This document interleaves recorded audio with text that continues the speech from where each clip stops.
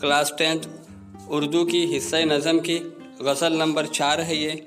आज के इस वीडियो में हम इसके सवालात के जवाबात देखने वाले हैं। आपके पास इस तरह से फर्स्ट क्वेश्चन है, गज़ल पढ़कर झील की सरगर्मियों को हिदायत के मुताबिक मुकम्मल कीजिए।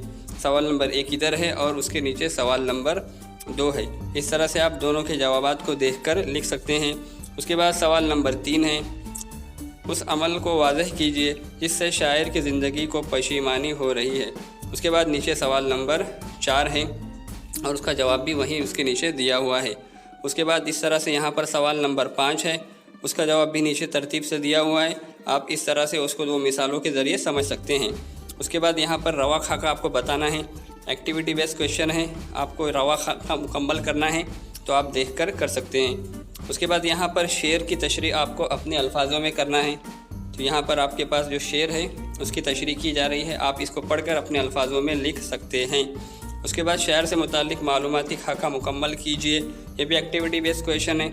लास्ट के लगभग 3 क्वेश्चन एक्टिविटी बेस्ड हैं, आप इसको आसानी से देखकर अपनी कॉपी में लिख सकते हैं। बहुत ही आसान क्वेश्चन है।